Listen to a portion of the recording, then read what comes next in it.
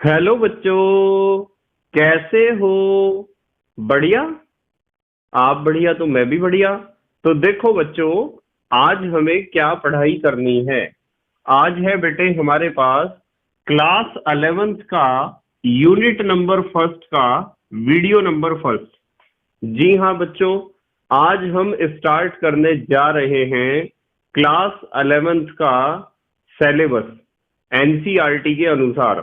तो आज हमारे पास यूनिट नंबर फर्स्ट का वीडियो नंबर फर्स्ट है। और देखते हैं आज का हमारा टारगेट क्या है। आज का हमारा टारगेट है बेटे यूनिट नंबर फर्स्ट, जिसका नाम है रसायन की कुछ मूल अवधारणाएं या some basic concepts of chemistry. तो इस चैप्टर में हम पढ़ेंगे रासायनिक विज्ञान के कुछ बेसिक कंसेप्ट्स, कुछ मूल अवधारणाएं।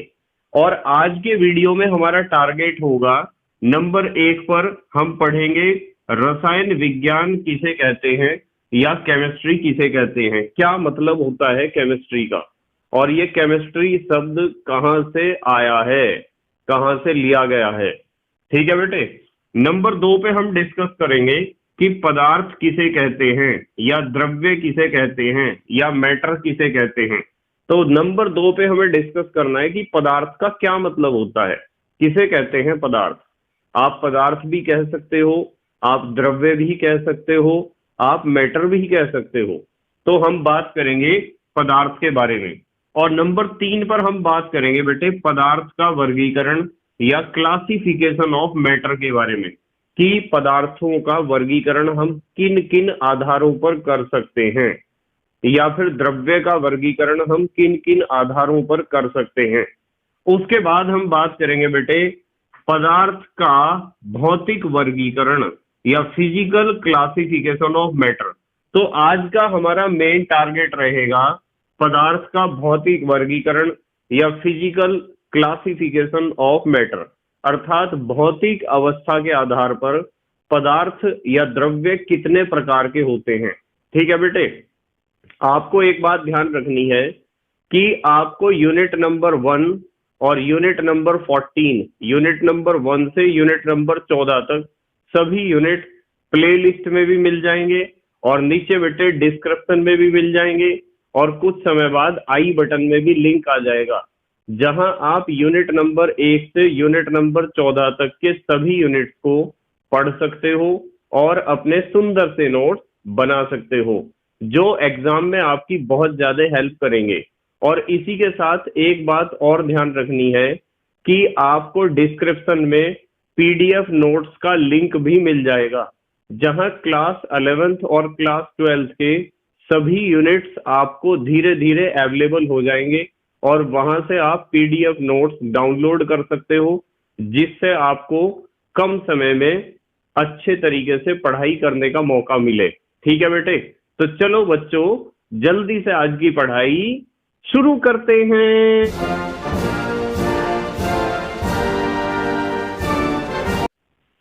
तो बेटे आज हमें स्टार्ट करना है क्लास 11th का पहला यूनिट, जिसका नाम है रसायन की कुछ मूल अवधारणाएं। तो हम यहां लिखते हैं क्लास 11th का unit number first, class 11th का यूनिट नंबर फर्स्ट, और यूनिट का नाम है रसायन की कुछ मूल अवधारणाएं, रसायन की कुछ मूल अवधारणाएं, या आप कह सकते हो some basic concepts of chemistry. तो ये है बेटे क्लास 11th का यूनिट नंबर फर्स्ट, और यूनिट का नाम है रसायन की कुछ मूल अवधारणाएं या some basic concepts of chemistry. तो इसमें हमें बेटे सबसे पहले पढ़ना है कि रासायनिक विज्ञान का क्या मतलब है, रसायन विज्ञान का क्या मतलब है, या केमिस्ट्री का क्या मतलब है, कहां से केमिस्ट्री शब्द को लिया गया है। तो सबसे पहले हम अपने सब्जेक्ट के बारे में ही बात करेंगे। सबसे पहले हम बात करेंगे बेटे कि रसायन विज्ञान का क्या अर्थ होता है। तो हम यहां लिखते हैं रसायन विज्ञान, या रसायन विज्ञान को आप रासायनिक विज्ञान भी कहते हो। आप रासायनिक विज्ञान भी कह सकते हो रसायन विज्ञान को, या फिर हम इंग्लिश में इसे कहते हैं केमिस्ट्री। क्या कहते हैं बेटे? केमिस्ट्री कहते हैं। तो आपको पता होना चाहिए कि रसायन विज्ञान या रासायनिक विज्ञान या केमिस्ट्री का क्या मतलब है। इसका मतलब पता क्या है बेटे? मान लो आपके पास कोई पदार्थ है, चाहे वो पदार्थ ठोस है, द्रव है या गैस है। उस पदार्थ के गुणों का अध्ययन करना है। किसका अध्ययन करना है? गुणों का। उसकी संरचना का अध्ययन करना है, उसके संगठन का अध्ययन करना है, उसके द्वारा दिखाई जाने वाली रासायनिक अभिक्रियाओं का अध्ययन करना है। तो ये सभी अध्ययन, क्या क्या अध्ययन बेटे? कि उसमें कौन कौन से गुण हैं, उसकी संरचना कैसी है, उसका संगठन क्या कैसा है, अर्थात वो किन किन अवयवों से मिलकर बना है, इसे ही तो कहोगे आप संगठन। और वो कौन कौन सी रासायनिक अभिक्रियाएं दिखाता है। इन सभी बातों का अध्ययन विज्ञान की जिस शाखा में हम करते हैं, उस शाखा को हम कहते हैं रसायन विज्ञान। क्या कहते हैं बेटे? रसायन विज्ञान। तो आपको ये चार बातें ध्यान रखनी है। वैसे रसायन विज्ञान की और भी बहुत सारी परिभाषाएं वैज्ञानिकों द्वारा दी गई हैं, पर यह परिभाषा बहुत मुख्य है और इस परिभाषा का हमें सबको पता होना चाहिए। ठीक है बेटे? तो हम लिखते हैं परिभाषा, लिखते हैं रसायन विज्ञान से ही लिखते हैं।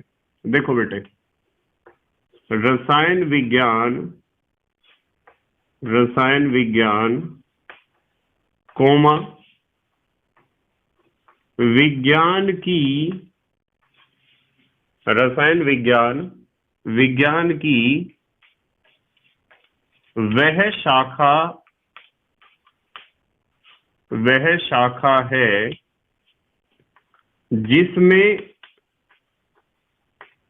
जिसमें हम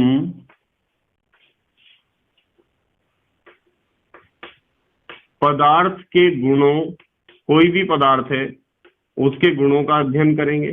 पदार्थ के गुणों, कोमा संरचना कि उसकी बनावट कैसी है, पदार्थ की संरचना का अध्ययन करेंगे।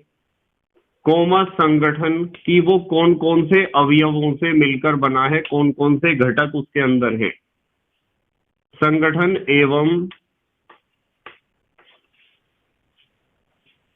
रासायनिक अभिक्रियाओं, रासायनिक अभिक्रियाओं कि वो पदार्थ कौन कौन सी रासायनिक अभिक्रियाएं दिखाता है। रासायनिक अभिक्रियाओं का अध्ययन करते हैं। ठीक है बेटे? का अध्ययन करते हैं। तो हमने क्या लिखा है? हमने लिखा है कि रसायन विज्ञान विज्ञान की वह शाखा है जिसमें हम पदार्थ के गुणों, संरचना, संगठन एवं रासायनिक अभिक्रियाओं का अध्ययन करते हैं। तो हमें इन चार चीजों का अध्ययन यदि करना हो तो हम रासायनिक विज्ञान के अंतर्गत ही करेंगे। इन चार चीजों के अध्ययन को ही हम कहते हैं रासायनिक विज्ञान। ठीक है बेटे? वैसे रासायनिक विज्ञान की और भी बहुत सारी परिभाषाएं हैं। जैसे एक परिभाषा बहुत प्रचलित है कि dancing and jumping of electron is called as chemistry, कि इलेक्ट्रॉन का नाचना और कूदना ही रासायनिक विज्ञान है। क्योंकि रासायनिक विज्ञान में सारा खेल बेटे इलेक्ट्रॉन का ही है, और जब सारा खेल इलेक्ट्रॉन का है तो इलेक्ट्रॉन का इधर से उधर जाना, एक परमाणु से दूसरे परमाणु की तरफ जाना, दो परमाणुओं के बीच में इलेक्ट्रॉनों की साझेदारी होना। ठीक है? तो इलेक्ट्रॉनों का सारा खेल होने के कारण इलेक्ट्रॉन का इधर उधर जाना, नाचना, कूदना ही केमिस्ट्री है। ये भी परिभाषा कुछ वैज्ञानिकों द्वारा बताई गई है, पर हमारी एनसीईआरटी की बुक में जो परिभाषा प्रिंट है उस परिभाषा को हमें याद रखना है कि किसी भी पदार्थ के गुणों का अध्ययन करना, उसकी संरचना का अध्ययन करना, उसके संगठन का अध्ययन करना और उसके द्वारा दिखाई जाने वाली रासायनिक अभिक्रियाओं का अध्ययन करना, इसे कहते हैं रासायनिक विज्ञान। ठीक है बेटे, तो ये हुआ रासायनिक विज्ञान। अब देखो एक बात मैं आपको बताता हूं, एक हेडिंग लिखते हैं, चलो नोट, एक बहुत अच्छी बात सीखते हैं। देखो बेटे एक बात आपको ध्यान रखनी है कि ये जो केमिस्ट्री शब्द है ना, ये जो केमिस्ट्री शब्द है, ये केमिस्ट्री शब्द कहां से आया है? ये केमिस्ट्री शब्द आया है मिस्र देश के प्राचीन नाम से। ऐसा माना जाता था कि केमिस्ट्री की शुरुआत मिस्र देश से ही हुई है। मिस्र माने इजिप्ट, मिस्र को इजिप्ट भी कहते हैं। तो केमिस्ट्री शब्द कहां से आया है बेटे? मिस्र देश के प्राचीन नाम, मिस्र देश के प्राचीन नाम केमिया से। ठीक है, तो यदि आपसे कोई पूछता है कि केमिस्ट्री शब्द कहां से लिया गया है, तो आपको ध्यान रखना है कि केमिस्ट्री शब्द मिस्र देश के प्राचीन नाम केमिया से लिया गया है। ये मिस्र देश को इजिप्ट भी कहते हैं, ये बात भी आपको पता होनी चाहिए। अच्छा चलो एक बात और बताता हूं बहुत अच्छी। हमें ये बात तो पता चल गई कि केमिस्ट्री शब्द कहां से आया है, मिस्र देश के प्राचीन नाम केमिया से आया है। ऐसा इसलिए किया गया है कि ऐसा माना जाता है वैज्ञानिकों के द्वारा कि केमिस्ट्री की जो शुरुआत हुई थी वो मिस्र देश में ही हुई थी, इजिप्ट में ही हुई थी, केनिया में ही हुई थी। यदि मैं मिस्र बोलता हूं, यदि मैं इजिप्ट बोलता हूं, यदि मैं केनिया बोलता हूं, तो आपको समझ जाना चाहिए कि ये तीनों नाम एक ही देश के हैं। जैसे हमारे देश का नाम भारत भी है, हमारे देश का नाम हिंदुस्तान भी है, हमारे देश का नाम इंडिया भी है। ठीक है बेटे, इसी तरह मिस्र देश के भी 3 नाम थे, इनमें प्राचीन नाम था केमिया, और केमिया से ही आया है केमिस्ट्री। इसका कारण मैंने आपको बता दिया कि वैज्ञानिकों का मानना था कि केमिस्ट्री की शुरुआत मिस्र देश से ही हुई है। अब आपको ध्यान रखना है एक वैज्ञानिक का नाम, वैज्ञानिक का नाम है लेवोइजर। क्या नाम है बेटे? लेवोइजर, LAVOISIER। ये जो लेवोइजर हैं इन्हें लेवोशिए भी लिखा जाता है, लेवोशिए। हिंदी में लेवोशिए लिखते हैं और इंग्लिश में लिखते हैं लेवोइजर। लेवोइजर को आपको ध्यान रखना है कि इनका बहुत ज्यादा योगदान रहा है रासायनिक विज्ञान के क्षेत्र में, बहुत ज्यादा योगदान रहा है। तो इसलिए आपको लेवोइजर का नाम ध्यान रखना है और इन्हें कहा जाता है, इन्हें कहते हैं हम फादर ऑफ मॉडर्न केमिस्ट्री। इन्हें फादर ऑफ मॉडर्न केमिस्ट्री हम कहते हैं, यानी कि रसायन विज्ञान के पिता, आधुनिक रसायन विज्ञान के पिता। तो आपको ध्यान रखना है लेवोइजर का नाम, और हिंदी में इन्हें लिखते हैं लेवोशिए। क्या लिखते हैं? लेवोशिए, फादर ऑफ मॉडर्न केमिस्ट्री, आधुनिक रसायन विज्ञान के पिता। चलो अच्छा, एक और बहुत इंटरेस्टिंग साइंटिस्ट है, आपने पहले भी बहुत नाम सुना होगा, एक वैज्ञानिक का नाम बर्जीलियस। नाम सुना होगा बर्जीलियस। ठीक है बेटे, देखो बर्जीलियस का योगदान लेवोइजर से भी ज्यादा रहा है। बर्जीलियस ने स्टार्टिंग में बहुत ज्यादा बढ़ाया है रसायन विज्ञान को, और रसायन विज्ञान के क्षेत्र में शुरुआती योगदान जो था वो बर्जीलियस का ही था। बर्जीलियस के बाद लेवोइजर आए और इन्होंने बहुत अच्छे अच्छे प्रयोग करे, बहुत अच्छे अच्छे नियम दिए, खोज की। इसलिए लेवोइजर को हम कहते हैं फादर ऑफ मॉडर्न केमिस्ट्री। पर इनसे पहले बहुत योगदान दिया था बर्जीलियस ने रासायनिक विज्ञान के क्षेत्र में, तो इसलिए हम बर्जीलियस को कहते हैं ग्रैंड फादर ऑफ केमिस्ट्री। हम कहते हैं ग्रैंड फादर ऑफ केमिस्ट्री। ये चीज आप ध्यान रखोगे ना। ग्रैंड फादर किसे कहते हैं पता है? दादा। ग्रैंड फादर का मतलब दादाजी। तो यदि कोई पूछता है आपसे कि केमिस्ट्री के पिताजी कौन है, आधुनिक रसायन विज्ञान के पिताजी कौन है, तो आप बताओगे लेवोइजर, या हिंदी में लिखते हैं लेवोशिये। और यदि कोई आपसे पूछता है कि रसायन विज्ञान के दादाजी कौन है या पितामह कौन है, दादाजी कहो या पितामह कहो या ग्रैंडफादर कहो, तीनों बातों का एक ही मतलब है। तो आप किस वैज्ञानिक का नाम बोलोगे? बर्जीलियस का। ध्यान रखोगे ना ये बात? तो अब आपको पता चल गया है कि रासायनिक विज्ञान का क्या मतलब होता है, और रासायनिक विज्ञान के पिता किसे माना जाता है, और रासायनिक विज्ञान के पितामह किसे माना जाता है। ये बातें आपकी समझ में आ गई होंगी। चलो बेटे, ये तो था थोड़ा सा इंट्रोडक्शन। अब हम मूव करते हैं अपने अगले टॉपिक पर, जिसे कहते हैं पदार्थ। पदार्थ के बारे में अध्ययन करेंगे। बेटे, पदार्थ को हम द्रव्य भी कह सकते हैं। क्या कह सकते हैं? द्रव्य, या इंग्लिश में हम कहते हैं मैटर। तो पदार्थ कह दो, या द्रव्य कह दो, या मैटर कह दो, तीनों बातों का एक ही मतलब होता है। और आपने class 5th, 6th, 7th, 8th, 9th और 10th इन सब में पदार्थों के बारे में पढ़ा है। आपको पता है कि पदार्थ वह होता है जो कुछ स्थान घेरता है। पता है ना? जिस भी वस्तु ने कुछ भी स्थान घेर रखा है, तो आपको समझ जाना चाहिए कि वो पदार्थ है।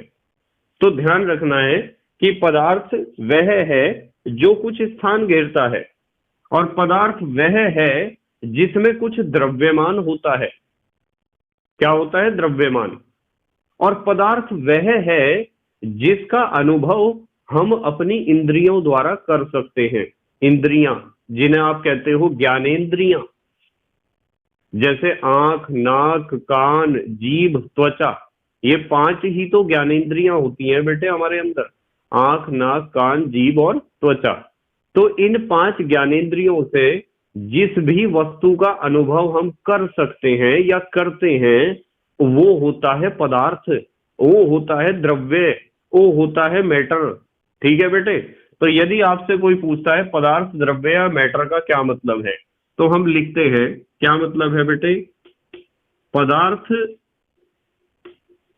वह है या वह होता है, ऐसे लिखते हैं। चलो, पदार्थ वह होता है जो कुछ स्थान घेरता है, जो कुछ स्थान घेरता है। पदार्थ वह होता है जो कुछ स्थान घेरता है, कोमा, जिसमें कुछ द्रव्यमान होता है। जब ही तो द्रव्य कहा है इसे, जिसमें कुछ द्रव्यमान होता है, जिसमें कुछ द्रव्यमान होता है, तथा जिसका अनुभव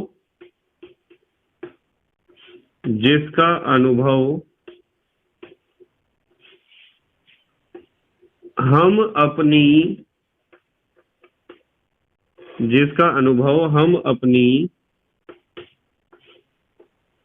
ज्ञानेंद्रियों, जिसका अनुभव हम अपनी ज्ञानेंद्रियों द्वारा कर सकते हैं। हम अपनी ज्ञानेंद्रियों द्वारा कर सकते हैं, मतलब हम अनुभव कर सकते हैं कि ये पदार्थ है या नहीं। जैसे इसके कुछ एग्जाम्पल लिखते हैं। चलो उदाहरण, जैसे मैं आपको कहूं चौक, तो चौक से तो मैं लिख ही रहा हूं बोर्ड पर, तो चौक एक पदार्थ है।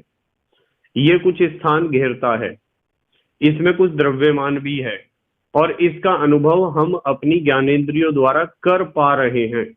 जैसे मैं अनुभव कर पा रहा हूं अपनी त्वचा के द्वारा।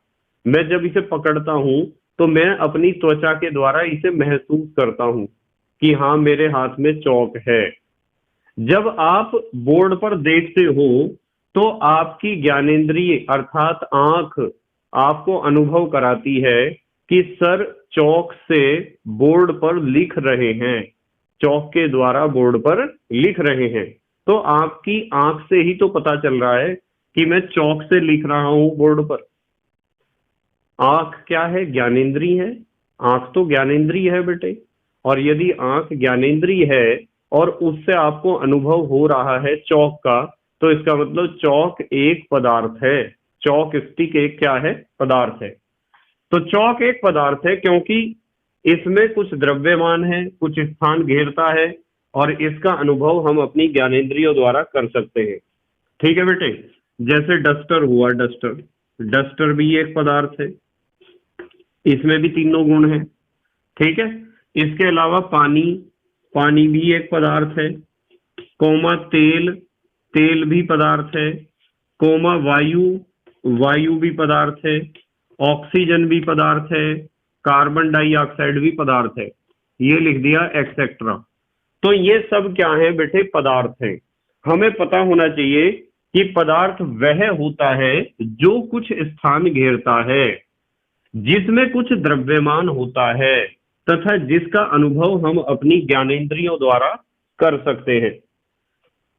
अब आते हैं अगले टॉपिक पर, मूव करते हैं, ध्यान से देखेंगे। अब हम पढ़ेंगे बेटे पदार्थ का वर्गीकरण। पदार्थ का वर्गीकरण, पदार्थ का वर्गीकरण, या हम इसे कह सकते हैं द्रव्य का वर्गीकरण। आप पदार्थ का वर्गीकरण कह सकते हो या फिर द्रव्य का वर्गीकरण भी कह सकते हो, या हम कह सकते हैं classification, classification of matter, classification of matter. तो अब हमें पढ़ना है पदार्थ का वर्गीकरण या द्रव्य का वर्गीकरण या क्लासिफिकेशन ऑफ मैटर, कि पदार्थ को हम किन किन आधारों पर वर्गीकृत कर सकते हैं। ठीक है बेटे। तो आपको एक चीज ध्यान रखनी है कि ये जो पदार्थ होता है ना, पदार्थ, आप पदार्थ कहो या फिर आप कह सकते हो द्रव्य, इसका वर्गीकरण हम दो आधारों पर कर सकते हैं। कितने आधारों पर बेटे? दो आधार पर, दो बेसिस पर हम इसका क्लासिफिकेशन कर सकते हैं पदार्थ का। जो पहला आधार होता है उसे हम कहते हैं भौतिक वर्गीकरण। तो मैं यहां लिखता हूं भौतिक वर्गीकरण। एक तो हम कर सकते हैं पदार्थ का भौतिक वर्गीकरण, नंबर 1 डाल के लिखता हूं, और एक हम कर सकते हैं पदार्थ का रासायनिक वर्गीकरण। रासायनिक वर्गीकरण। तो हम पदार्थ का भौतिक वर्गीकरण भी कर सकते हैं और रासायनिक वर्गीकरण भी कर सकते हैं। ये भौतिक अवस्था के आधार पर होगा और ये होगा रासायनिक गुणों के आधार पर। जल्दी से आप स्क्रीनशॉट लो, फिर हम बात करेंगे इन दोनों के बारे में। ले लिया बेटे स्क्रीनशॉट? ठीक है बेटे। तो बेटे हम सीखेंगे द्रव्य या पदार्थ के वर्गीकरण के बारे में। तो यहां मैं लिखता हूं द्रव्य या पदार्थ, और आपको बताता हूं कि वर्गीकरण के दो आधार अभी हमने सीखे थे।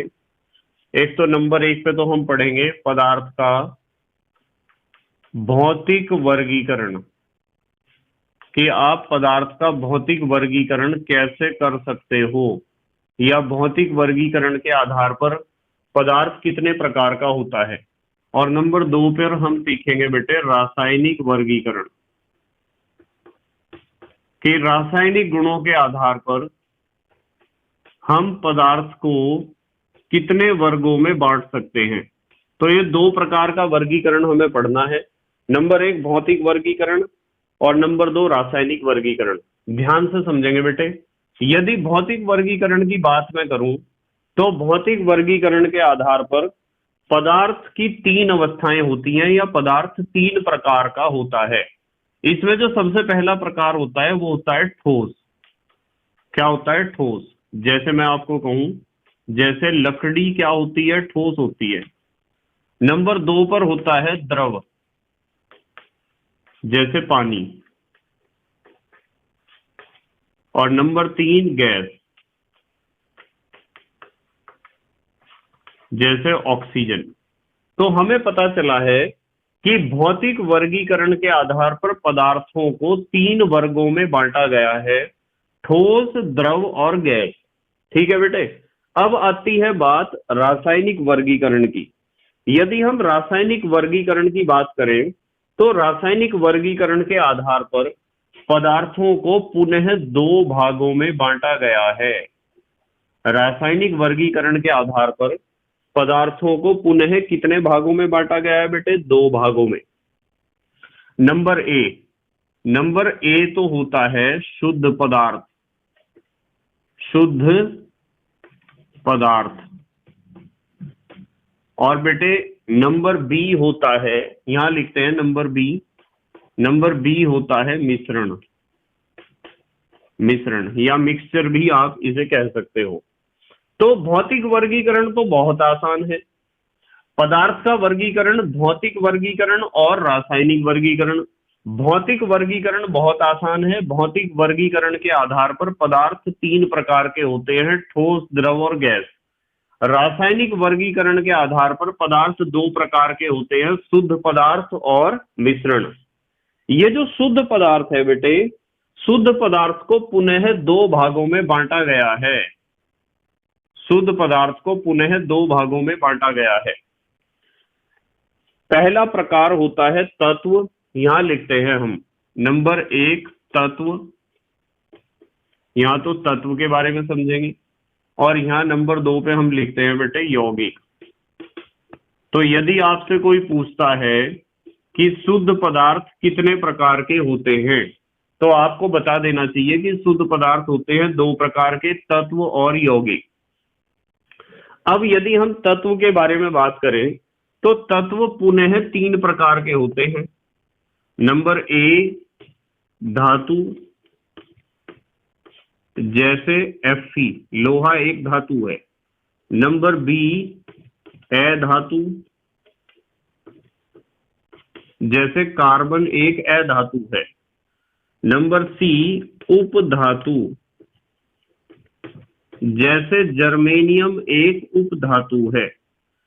तो हमें पता चला है रासायनिक वर्गीकरण के आधार पर पदार्थ 2 प्रकार के होते हैं, शुद्ध पदार्थ और मिश्रण। शुद्ध पदार्थ पुनः 2 प्रकार के होते हैं, तत्व और यौगिक। तत्व 3 प्रकार के होते हैं, धातु, अधातु और उपधातु।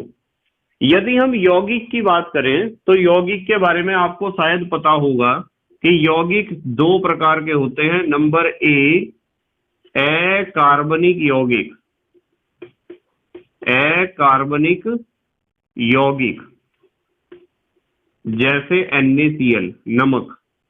NaCl एक अकार्बनिक यौगिक है।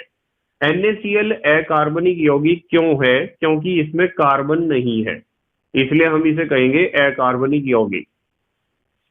नंबर बी कार्बनिक यौगिक, कार्बनिक यौगिक, जैसे C6H12O6, जिसे आप कहते हो ग्लूकोज। इसमें तो कार्बन है। यदि इसमें कार्बन है तो इसे तो बेटे हम कार्बनिक यौगिक कहेंगे या ऑर्गेनिक कंपाउंड कहेंगे। अब आती है बात मिश्रण की। मिश्रण ये लिखा हुआ है ना, मिश्रण बेटे 2 प्रकार के होते हैं। यदि हम मिश्रण की बात करें, नंबर ए तो होता है, नंबर ए क्या, नंबर 1 लिखो यहां, क्योंकि ए और बी तो यही लिख रखा है हमने। एक तो होता है बेटे समांगी मिश्रण। समांगी मिश्रण,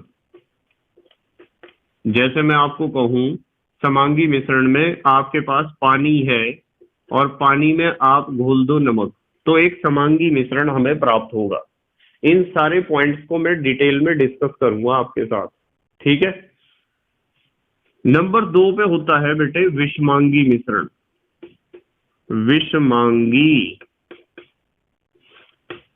मिश्रण, विषमांगी मिश्रण ऐसा होता है, देखो मैं बताता हूं। जैसे मान लो आपके पास पानी है, ये H2O, ये पानी एक ही तो बात है, और पानी में आपने मिला दिया है रेत। तो पानी और रेत का जो मिश्रण हमें मिलेगा, उस मिश्रण को हम कहेंगे विषमांगी मिश्रण, ठीक है बेटे। तो इन सारे पॉइंट्स को, इस वर्गीकरण को समझना बहुत जरूरी है, बहुत जरूरी है। ठीक है, क्लास 10th में भी आपने इस वर्गीकरण को समझा था और फिर दोबारा मैं एक बार समझाऊंगा और इसके बारे में लिखवाऊंगा भी, नोट्स भी बनवाऊंगा और डिटेल में डिस्कस भी करूंगा। ठीक है बेटे, हमें पता होना चाहिए कि द्रव्य या पदार्थों का वर्गीकरण कितने प्रकार से हम कर सकते हैं। दो प्रकार से, एक तो भौतिक वर्गीकरण और एक तो रासायनिक वर्गीकरण। भौतिक वर्गीकरण बहुत आसान होता है क्योंकि भौतिक वर्गीकरण के आधार पर पदार्थ की मुख्य रूप से तीन अवस्थाएं होती है, ठोस, द्रव और गैस। भौतिक वर्गीकरण तो आपके समझ में आ गया होगा। अब आते हैं रासायनिक वर्गीकरण पर। रासायनिक वर्गीकरण के आधार पर पदार्थ दो प्रकार के होते हैं, शुद्ध पदार्थ और मिश्रण। फिर शुद्ध पदार्थ दो प्रकार के होते हैं, तत्व और यौगिक। देखो, शुद्ध पदार्थ उसे कहते हैं जिसमें उस पदार्थ के अलावा कोई दूसरी अशुद्धि उपस्थित ना हो। मान लो केवल कोई पदार्थ है और उसमें उसी पदार्थ के अणु या परमाणु उपस्थित हैं, उस पदार्थ के अलावा कोई अन्य पदार्थ अशुद्धि के रूप में उपस्थित नहीं है, तो ऐसे पदार्थ को हम कहते हैं शुद्ध पदार्थ। तो शुद्ध पदार्थ दो प्रकार के होते हैं, तत्व और यौगिक। हम तत्व के बारे में भी डिस्कस करेंगे, यौगिक के बारे में भी डिस्कस करेंगे कि तत्व का क्या मतलब होता है और यौगिक का क्या मतलब होता है। हालांकि क्लास 9th और 10th में भी आपने इन दोनों बातों को सीखा है, पर अब भी हम डिटेल में डिस्कस करेंगे दोनों के बारे में। तत्व की यदि हम बात करें तो तत्व होते हैं तीन प्रकार के, धातु, अधातु और उपधातु। तीनों चीजें हमें समझनी है। यौगिक की बात करें तो यौगिक मुख्य रूप से दो प्रकार के होते हैं, अकार्बनिक और कार्बनिक। मिश्रण की बात करें, समांगी मिश्रण और विषमांगी मिश्रण। इन सारे पॉइंट्स को हमें बारी बारी से डिस्कस करना है इसी यूनिट में। ठीक है बेटे, तो ये वर्गीकरण आपको पता होना चाहिए, बिल्कुल पता होना चाहिए कि पदार्थ का वर्गीकरण हम किस प्रकार करते हैं। ठीक है, तो आज हमारा टारगेट रहेगा पदार्थ का भौतिक वर्गीकरण। ठीक है, तो मैं यहां एक हेडिंग लगाता हूं, मैं लगाता हूं पदार्थ का, पदार्थ कह दो या द्रव्य कह दो, एक ही बात होती है, पदार्थ का भौतिक वर्गीकरण। आज हमारा टारगेट क्या रहेगा बेटे? पदार्थ का भौतिक वर्गीकरण, या आप कह सकते हो physical classification of matter. Physical classification of matter. तो यदि हम भौतिक वर्गीकरण की बात करें तो बेटे भौतिक वर्गीकरण के आधार पर पदार्थ कितने अवस्थाओं में होता है? तीन अवस्थाओं में, ठोस, द्रव, गैस। तो हम लिख सकते हैं इस आधार पर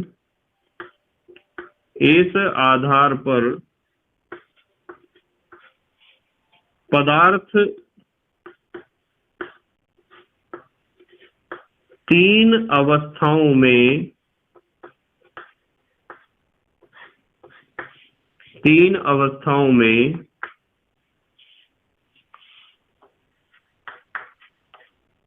पाया जाता है।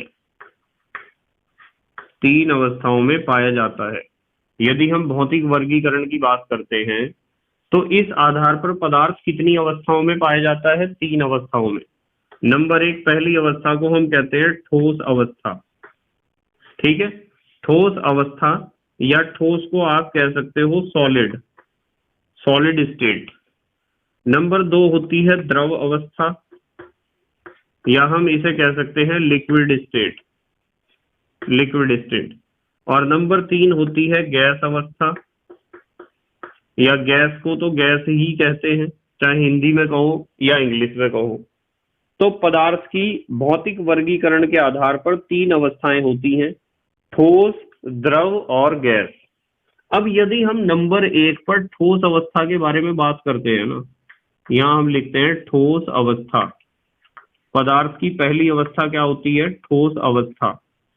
तो ठोस अवस्था में आपको इसकी परिभाषा याद रखनी होती है, जो आपने छोटी क्लासेस से याद रखी ही है, कि यदि आपसे कोई पूछता है कि ठोस किसे कहते हैं या पदार्थ की ठोस अवस्था से आप क्या समझते हैं, तो आपने आज तक उत्तर यही दिया होगा कि ठोस अवस्था वह अवस्था होती है जिसका आयतन व आकार निश्चित होता है।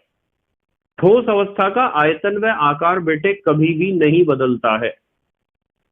मान लो आपके पास एक चौक है, तो चौक को तो आप ठोस ही कहोगे, चौक को द्रव तो नहीं कहोगे, ना ही चौक को आप गैस कहोगे। तो चौक का एक शेप है, एक आकार है, एक जगह घेरती है, एक आयतन है। तो चौक को चाहे मैं टेबल के ऊपर रख दूं, चौक को चाहे मैं किसी चौक बॉक्स के अंदर रख दूं, या फिर इसे कहीं भी रख दूं किसी भी स्थान में, या फिर मेरे हाथ में भी हो, तो चौक का आकार कभी बदलेगा नहीं। ये ऐसी ही रहेगी जैसी है, एक बेलन के आकार की, एक पतले बेलन के आकार की। क्या इसका आकार बदल जाएगा?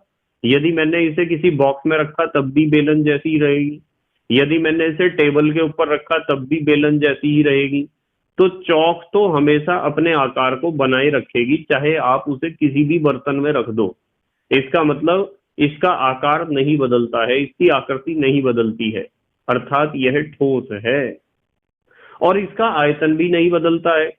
जितना स्थान इसे घेरना है उतना ही स्थान ये हमेशा घेरेगी, चाहे आप इसे टेबल पे रख दो या किसी बॉक्स में रख दो, आपकी मर्जी है। तो ऐसा पदार्थ जिसका आयतन व आकार निश्चित होता है, ऐसे पदार्थ को हम कहते हैं ठोस पदार्थ।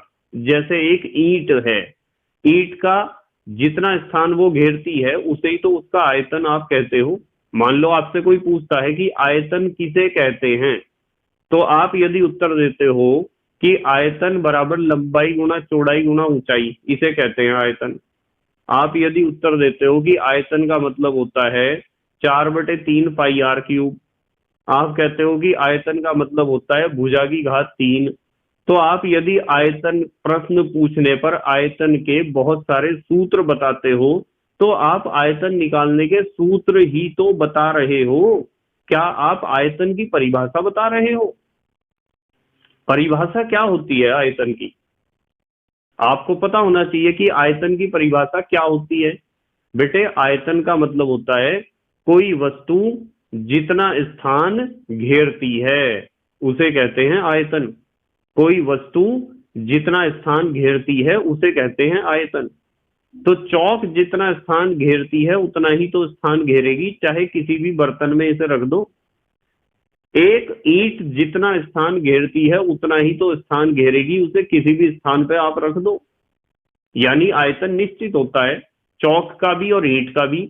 और इन दोनों के अलावा और भी बहुत सारे आपके पास ऐसे उदाहरण होंगे जिनका आयतन व आकार निश्चित होता है, और उन सबको ही हम कहते हैं ठोस। क्या कहते हैं बेटे? ठोस कहते हैं। तो यदि आपसे कोई पूछता है कि ठोस अवस्था किसे कहते हैं या कौन सी अवस्था ठोस अवस्था होती है, तो आपका उत्तर होना चाहिए कि आयतन इनका आयतन व आकार निश्चित होता है। इनका आयतन व आकार कैसा होता है बेटे? निश्चित होता है। जिसका आयतन व आकार निश्चित होता है उस अवस्था को हम कहते हैं ठोस अवस्था। अब सवाल ये खड़ा होता है कि सर इनका आयतन व आकार निश्चित क्यों होता है? इसका कारण पता क्या है बेटे? इसका कारण है कि ठोस के जो कण होते हैं, चाहे वे अणु हो, चाहे वे परमाणु हो, चाहे वे आयन हो, ठोस के कण बहुत पास पास होते हैं। और ठोस के कण यदि बहुत पास पास हैं तो उनके बीच लगने वाला आकर्षण बल बहुत अधिक होता है। और यदि उनके बीच लगने वाला आकर्षण बल बहुत अधिक होगा और वे बहुत पास पास होंगे, तो वे केवल और केवल अपने स्थान पर कंपन कर सकते हैं। और यदि केवल अपने स्थान पर कंपन कर सकते हैं ऐसे, तो उनका आयतन और आकार तो निश्चित होगा ही। कोई भी छोड़ के नहीं भाग सकता है अपने पदार्थ को, कोई भी कण। और ऐसा भी नहीं हो सकता है कि जैसे आप क्लास में बैठे हुए हो और आपका मन कर रहा है कि आप अपनी एक सीट से उठो और दूसरे सीट पे जाके बैठ जाओ। ठोस के कण बेचारे ऐसा भी नहीं कर सकते हैं। ठोस के कण तो इस तरीके से बैठे हुए हैं जैसे एक बस है और उस बस की कैपेसिटी है 50 आदमियों को बिठाने की, और कंडक्टर ने और ड्राइवर ने उस बस में बिठा रखे हैं 100 आदमी। तो कुछ तो बैठे होंगे, जिस सीट पे 3 को बैठना था उस पे 4 बैठे होंगे, और जो खाली जगह पड़ी हुई है उसमें भी बहुत सारे आदमी खड़े हुए होंगे। तो कैपेसिटी तो थी उस बस की 50 आदमियों की, और बिठा दिए उसमें 100 आदमी। तो कुछ बैठे कुछ खड़े, खचाखच भरी हुई है बस। तो जब बस, आपकी जो ट्रैवलिंग बस होती है, जब वो खचाखच भरी हुई होती है, तो क्या आप अपनी जगह से दूसरी जगह पर आसानी से जा सकते हो? नहीं जा सकते। आप वहां फंसे हुए खड़े हुए होंगे कहीं ना कहीं, और सिर्फ अपनी जगह हिल सकते हो, इसके अलावा कुछ और नहीं कर सकते। कि आपका मन कर रहा है कि यार मैं तो ड्राइवर के पास जाके बैठूंगा और वहां देखूंगा कि कितना मजा आता है बस चलाने में। ऐसा आप नहीं कर सकते हो, क्योंकि बस खचाखच भरी हुई है। समझ में आती है ना बात? तो इनका आयतन व आकार निश्चित इसीलिए होता है क्योंकि इनके कण सबसे अधिक समीप होते हैं। सबसे अधिक का मतलब क्या है? सबसे अधिक का मतलब द्रव से भी ज्यादा और गैस से भी ज्यादा समीप होते हैं। तो हम यहां लिख सकते हैं, क्योंकि क्योंकि इनके कण क्योंकि इनके कण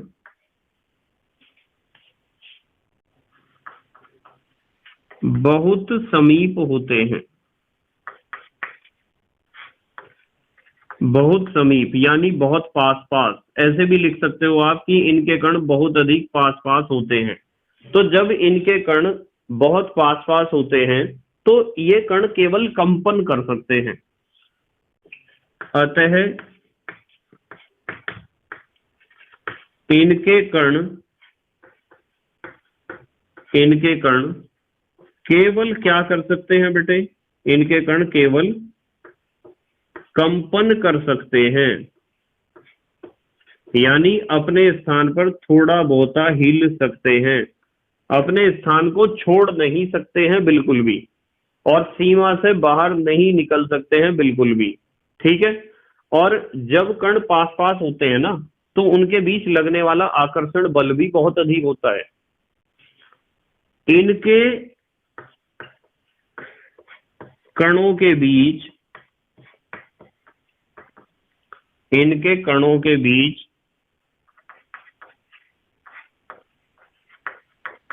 लगने वाला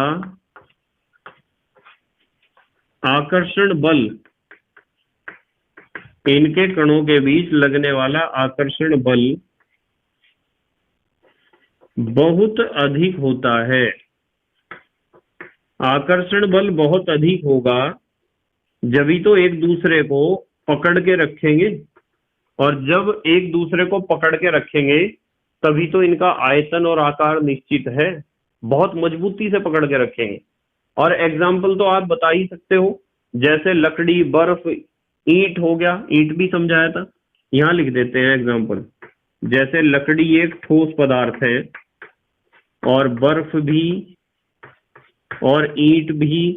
ऐसे बहुत सारे एग्जाम्पल आप लिख सकते हो ठोस पदार्थों के। तो आपको पता होना चाहिए कि ठोस पदार्थ की खासियत यह है कि आयतन और आकार कैसा होता है? निश्चित। क्यों होता है? क्योंकि इनके कण बहुत समीप हैं, और कण समीप होने के कारण केवल कंपन कर सकते हैं, और कणों के बीच लगने वाला आकर्षण बल बहुत ज्यादा है। तो ये 3 फैक्टर ऐसे हैं जो आयतन और आकार को निश्चित बनाते हैं। देखो, आकार निश्चित बनने का कारण आकर्षण बल है, कणों के बीच लगने वाला बहुत ज्यादा आकर्षण बल। ये तो आकार को बदलने नहीं देता है। और आयतन का कारण होता है कि मान लो कोई कण अपने पदार्थ की सीमा को छोड़कर बाहर चला जाएगा, जभी तो आयतन घटेगा। और यदि कोई पदार्थ की सीमा को छोड़कर बाहर नहीं जाता है, वो पदार्थ की सीमा के अंदर ही रहते हैं सारे कण, तो आयतन कभी भी नहीं बदलेगा। ठीक है बेटे, जल्दी से स्क्रीनशॉट लो। अच्छा, अगली बात करेंगे ठोस अवस्था के बाद द्रव अवस्था की। ले लिया बेटे स्क्रीनशॉट? ठीक है बेटे। देखो बेटे, यदि हम बात करते हैं ठोस की, तो ठोस का चित्र मैं ऐसा बना सकता हूं जैसा आपने पढ़ा है अब तक। कि मान लो ये ठोस पदार्थ का कोई टुकड़ा है, और इसमें ठोस के कण उपस्थित हैं कुछ इस तरीके से। ये ठोस के कण उपस्थित हैं। ठीक है बेटे। तो ठोस के कण बहुत पास पास होते हैं, बहुत ही पास पास, लगभग एक दूसरे से सटे हुए होते हैं, ऐसे होते हैं ठोस के कण। यदि मैं द्रव की बात करूं तो द्रव को मैं कोई निश्चित आकार नहीं दूंगा और इसके कणों के बीच की दूरी भी अधिक दिखाऊंगा इस तरीके से। ये होते हैं द्रव। तो द्रव की संरचना आप ऐसी दिखा सकते हो कि द्रव के कणों के बीच की दूरी ठोस से क्या है, अधिक है, ठोस के कणों के बीच की दूरी कम है, और ठोस का आकार भी निश्चित है, आयतन भी निश्चित है। द्रव में क्या होता है कि द्रव का आकार निश्चित नहीं होता है। द्रव को आप जैसे बर्तन में रखते हो उसी बर्तन का आकार ले लेता है द्रव, ठीक है, पर आयतन निश्चित होता है द्रव का।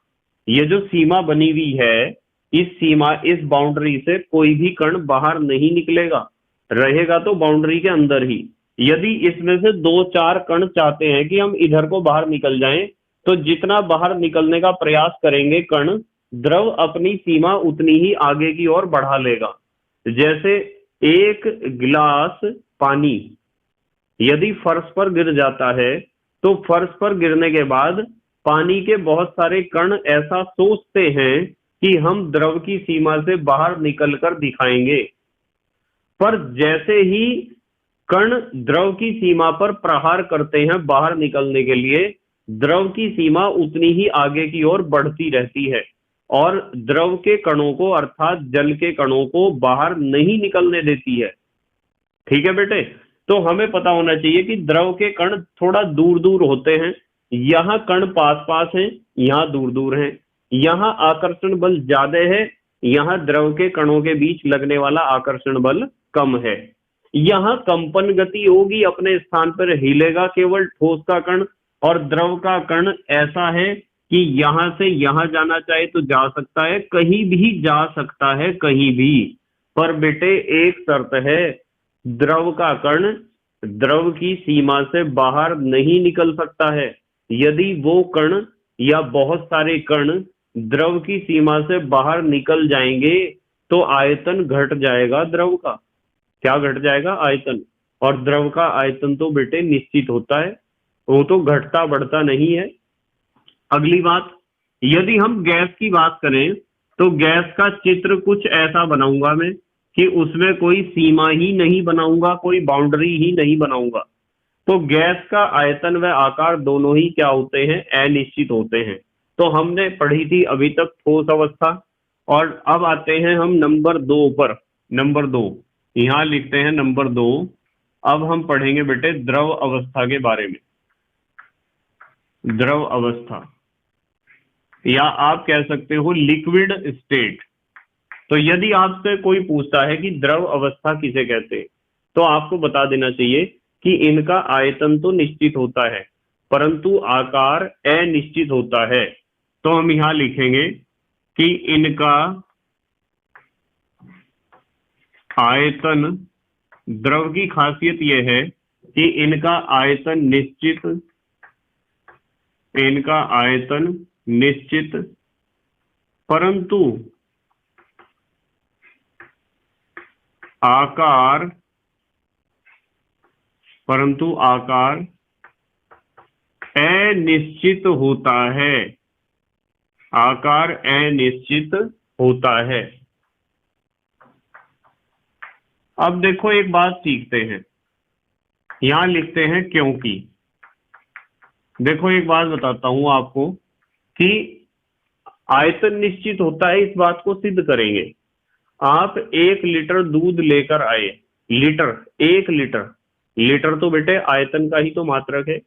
भले ही सारी दुनिया बोलती हो 1 किलो दूध, 2 किलो दूध, 3 किलो दूध, क्या दूध को तराजू में तोलकर नापा जाता है?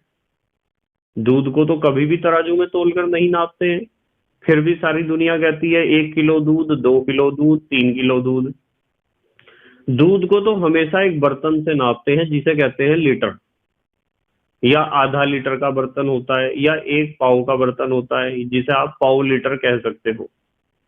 ठीक है बेटे, तो दूध को हमेशा एक बर्तन से नापते हैं, न कि तराजू से।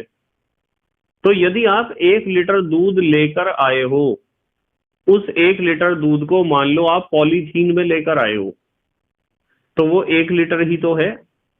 और यदि आपने उस पॉलीथीन से 1 लीटर दूध को किसी बर्तन में डाल दिया, फॉर एग्जाम्पल भिगोने में डाल दिया, तो भिगोने में डालने के बाद भी वो 1 लीटर ही उसका आयतन रहेगा।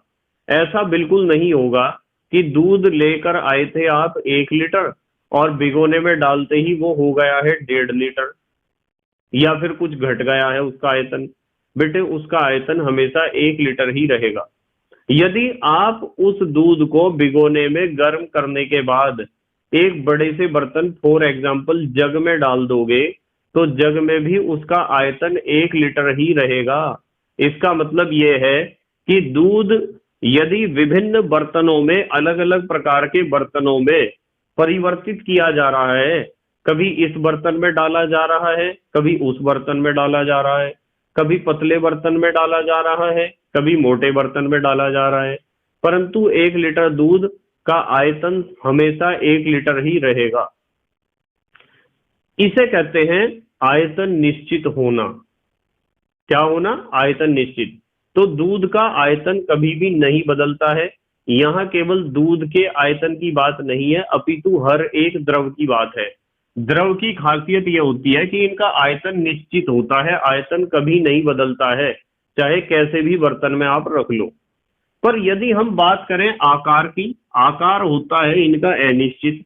जैसे बर्तन में आप द्रव को रखोगे, द्रव का आकार भी वैसा ही हो जाएगा। ठीक है बेटे? जैसा देश वैसा भेष। ठीक है बेटे? देखो जैसे एक एग्जांपल बताता हूं आपको। आप जब 1 लीटर दूध लेकर आए थे, तो 1 लीटर दूध उस दूध वाले ने, अर्थात जो भी जहां से भी आप लेके आए, फॉर एग्जाम्पल किसी डेयरी से लेके आए आप, डेयरी से जब 1 लीटर दूध लाए, तो वो 1 लीटर दूध उसके लीटर वाले बर्तन में था। तो जब वो लीटर वाले बर्तन में था जिससे नापता है वो दूध, तो उसका शेप कैसा था? एक बेलन जैसा शेप था उस दूध का, क्योंकि लीटर एक बेलन जैसा ही तो होता है। पता है ना आपको बेलन का मतलब क्या होता है? बेलन का मतलब, ज्यादातर बच्चे सोचते हैं मम्मी जिससे रोटी बनाती है उसे कहते हैं बेलन।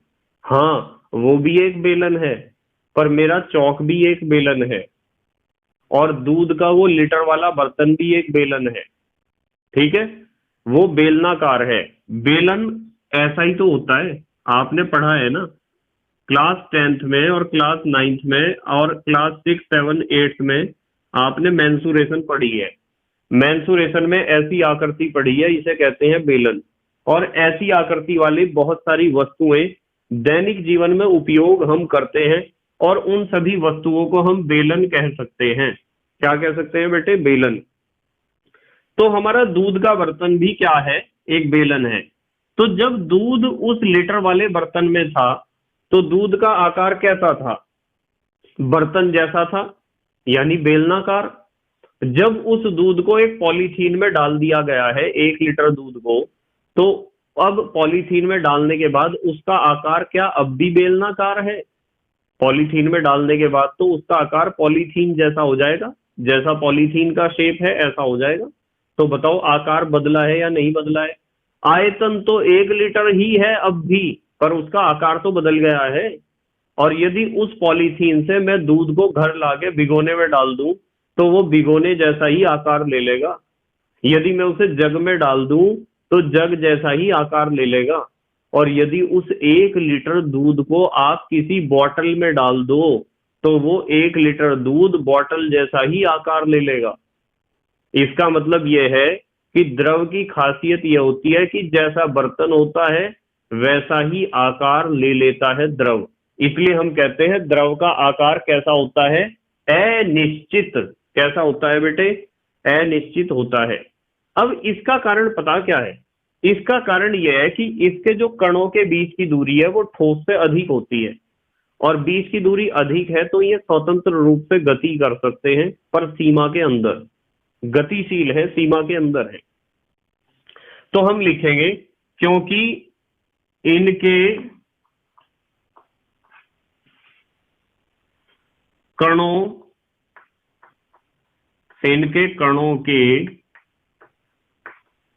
बीच की दूरी, कणों के बीच की दूरी किससे अधिक होती है? ठोस से, ठोस के कणों से लिख दो चाहे, या ठोस से अधिक होती है, अधिक होती है।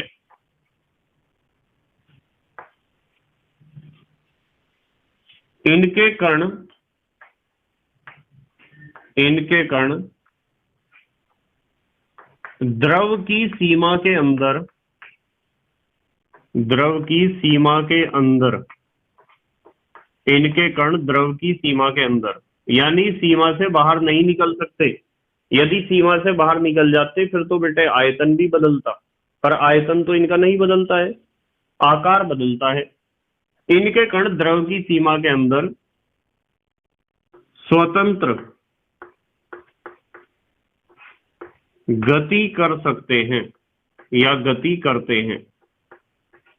ठीक है बेटे, द्रव की सीमा के अंदर ये स्वतंत्र है, कहीं भी गति कर सकते हैं। इसका मन कर रहा है मैं अपने दोस्त के पास घूम के आ जाऊं तो ये घूम के आ सकता है, पर सीमा से बाहर नहीं निकल सकता, इस बाउंड्री से बाहर कोई नहीं निकल सकता है, इसीलिए आयतन निश्चित होता है।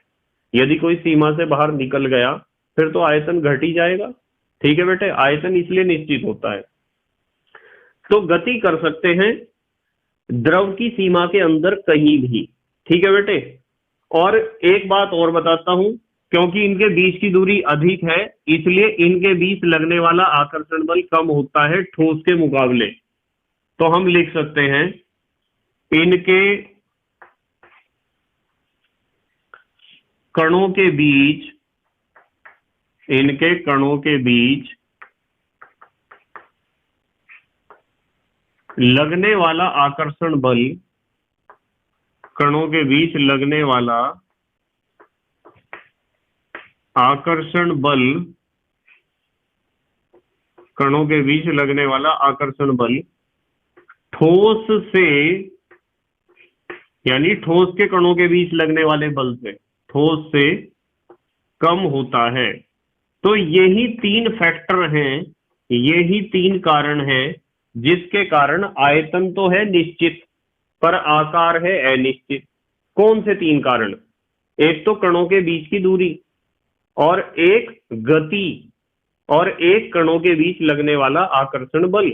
ये तीन फैक्टर हैं जो इस बात का निर्णय लेते हैं कि आयतन निश्चित होगा या नहीं होगा, आकार निश्चित होगा या नहीं होगा। ठीक है बेटे, अब बात करते हैं तीसरी अवस्था की, और तीसरी अवस्था होती है गैस अवस्था या गैसियस स्टेट।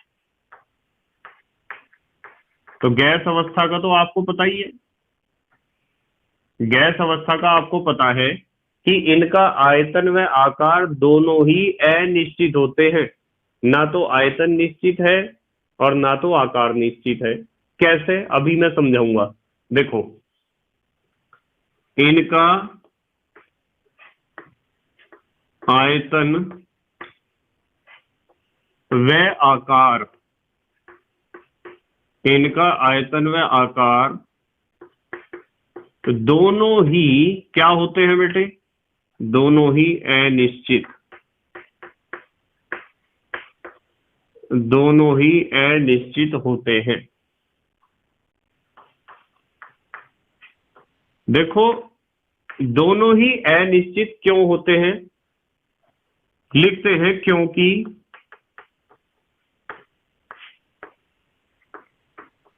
इनके कणों के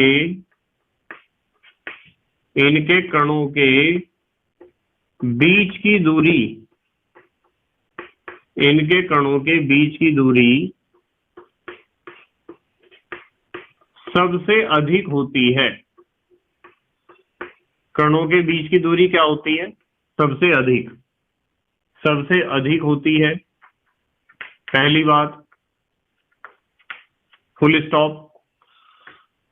ये स्वतंत्र रूप से, ये स्वतंत्र रूप से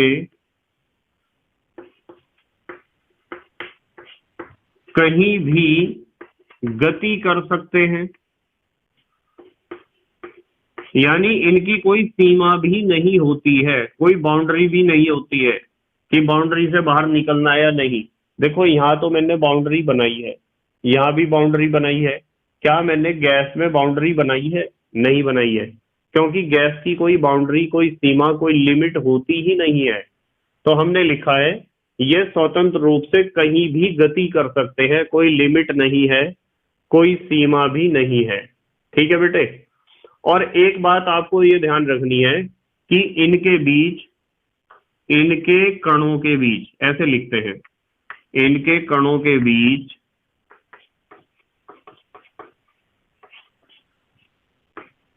कोई आकर्षण बल, कोई आकर्षण बल नहीं होता है। अर्थात इनके कणों के बीच कोई आकर्षण बल लगता ही नहीं है, जब तो ये पूर्ण रूप से स्वतंत्र हैं। ना कोई बाउंड्री है, ना कोई सीमा है, ना कोई लिमिट है, पूर्ण रूप से स्वतंत्र है, क्योंकि कोई आकर्षण बल इनके कणों के बीच लगता ही नहीं है। तो यहाँ आपके दिमाग में क्वेश्चन आ रहा होगा कि सर इनका आयतन आप कैसे कह रहे हो कि आयतन निश्चित नहीं होता है? देखो मैं बताता हूं आपको। मान लो मैं आपको यूं कह दूं कि मेरे पास एक समतल मेज है, एक टेबल है, इस टेबल का टॉप है ये, और इस पे मैंने रख दिया एक लकड़ी का गुटका। ध्यान से समझना बिल्कुल, ये लकड़ी का गुटका है, और मैं आपको कह रहा हूं कि इस लकड़ी के गुटके का आयतन घटा के दिखाओ आप। क्या आप इसका आयतन घटा सकते हो? तो आप कहोगे कि सर हाँ शायद हम प्रयास कर सकते हैं। तो आप क्या करोगे, इसे ऊपर से दबाओगे, ऐसे ही तो दबाओगे। जब आप इसे ऊपर से दबाओगे तो क्या लकड़ी का गुटका दब जाएगा? क्या ईंट दब जाएगा? क्या चौक दब जाएगा? शायद ऐसा हो सकता है कि टूट जाए, पर दबेगा नहीं। यदि ये दब जाएगा तो इसका आयतन आप घटा दोगे। तो मैं आपको यूं कहूंगा कि आपने ठोस का आयतन भी बदल दिया। ठीक है। यदि आप ठोस के आयतन को बदल सकते हो तो फिर ठोस ठोस क्यों है? क्योंकि ठोस का आयतन तो निश्चित होता है। ठोस का आयतन कैसा होता है? निश्चित। तो किसी भी ठोस पदार्थ को रखकर यदि हम उसे दबाते हैं और वो साइज में छोटा हो जाता है तो आपको समझ जाना चाहिए कि वो ठोस नहीं है। शायद वो देखने में ठोस जैसा हो। जैसे मैं आपको एक एग्जांपल देता हूं। मेरे पास है ये डस्टर, ये मेरा डस्टर देखो जरा, सबको पता है देखने में ठोस है। ठीक है। और मैं जब इसे किसी समतल मेज पर रखकर दबाता हूं तो ये तो दब जाता है बेटे, दब रहा है ना। इसका मतलब मैं इसका आयतन घटा सकता हूं। देखो आयतन कितना घटा दिया, घटा दिया ना आयतन, और अब इसका आयतन बढ़ गया। तो क्या मैं इसे ठोस कहूंगा? ये बेटे देखने में भले ही ठोस हो, पर ये कोई वास्तविक ठोस नहीं है, ये एक झूठा ठोस है, यानी स्यूडो सॉलिड है, रियल सॉलिड नहीं है। समझ में आई ना बात? क्योंकि वास्तविक ठोस तो उसे कहते हैं जिसका आयतन व आकार दोनों क्या होते हैं? निश्चित। आप किसी ठोस को यहां रखो, उसे दबाओ, यदि वो दबता नहीं है, जैसे ईंट है, जैसे लकड़ी का गुटका है, तो वो ठोस पदार्थ होगा। आप इसका आयतन नहीं घटा पा रहे हो। एक दूसरा प्रैक्टिकल करते हैं। मान लो हमारे पास एक बर्तन है, बहुत ध्यान से देखना, इस तरह का बर्तन है, बेलनाकार, और इस बर्तन में मैंने यहां तक रख रखा है पानी भरकर। ये पानी भर दिया यहाँ, और मैंने आपको कहा कि चलो इसके ऊपर हम लगाते हैं एक पिस्टन। ये हमने एक पिस्टन लगा दिया, ये एक पिस्टन है, और ये पिस्टन का हैंडल है, और ये हैंडल है। ठीक है। यहाँ क्या भरा हुआ है? द्रव, जैसे पानी भरा हुआ है। ये क्या है? पिस्टन है। आपको पता है ना, हवा भरने का पंप तो देखा ही होगा आपने। हवा भरने का पंप ऐसे भरते हैं हम, हवा भरते हैं ना ऐसे, बिल्कुल पंप जैसा ही होता है पिस्टन। यहाँ द्रव है, हमने इसका आयतन यहाँ पिस्टन सिलेंडर के ऊपर निशान लगा लिया कि यहाँ तक भरा हुआ है द्रव। मैंने कहा यार इसे दबाओ तो सही, इसका आयतन घटाओ तो सही। तो क्या आप इसे दबाकर, इसके ऊपर पिस्टन का दाब बढ़ाकर, क्या द्रव के आयतन को आप घटा दोगे? आप नहीं घटा सकते हो। चाहे कितना ही दबा देना, आयतन नहीं घटेगा, बिल्कुल भी नहीं घटेगा। इसका मतलब द्रव का आयतन कैसा होता है? निश्चित होता है द्रव का आयतन। देखो हमने द्रव में लिखा है आयतन निश्चित, तो ठोस का आयतन भी निश्चित है। ठोस को आप नहीं दबा पा रहे हो, उसका आयतन नहीं घटा पा रहे हो। यदि हम द्रव की बात करें तो द्रव को भी हम नहीं दबा पाते हैं, उसका आयतन भी हम नहीं घटा पाते हैं, चाहे आप कितना भी बाह्य बल उसके ऊपर लगा दो। ठीक है बेटे, थोड़ा ध्यान से समझना है। टेम्परेचर में कोई चेंज नहीं होना चाहिए, ताप नहीं बदलना चाहिए। जब आप दाब बढ़ाओगे, यदि आप ताप को परिवर्तित करते हो तो आयतन बदलेगा, पर हम बाह्य दाब की बात कर रहे हैं। समझ में आती है ना बात? अब ताप परिवर्तन करने से द्रव के आयतन में किस किस तरीके से और क्या क्या चेंजेस आते हैं, ये सारी बात हम रासायनिक विज्ञान में ही पढ़ेंगे अपने सिलेबस में। ठीक है बेटे, चलो अगला तीसरा प्रैक्टिकल करते हैं। मान लो मेरे पास एक इसी तरह का सिलेंडर है और इस सिलेंडर में मैंने यहां तक भर रखी है गैस। क्या भर रखी है? गैस। और ऊपर लगा दिया है पिस्टन, और पिस्टन का ये हैंडल है, और मैंने आपको कहा है इसमें क्या भर रखा है? गैस भर रखा है। तो मैंने कहा कि यार दबाओ तो सही, पिस्टन को दबाओ तो सही। तो आप पिस्टन को दबा दोगे, और जब आप पिस्टन को दबाओगे तो क्या गैस का आयतन घटेगा? कुछ बच्चे कूद कर जवाब देंगे हाँ जी घटेगा, बिल्कुल घटेगा। तो इसका मतलब गैस का आयतन निश्चित नहीं होता है। गैस को आप दबाकर उसके आयतन को घटा सकते हो, उसके कणों के बीच की दूरी को घटा सकते हो। ठीक है, समझ में आई बात? जरा ध्यान से समझना। मान लो मेरे पास गैस का सिलेंडर है जो घर में हम यूज करते हैं एलपीजी खाना बनाने के लिए। बहुत ध्यान से समझना पड़ेगा, ठीक है? किसी ऐरे गहरे नत्थू खैरे की समझ में आने वाला नहीं है, थोड़ा ध्यान से समझो।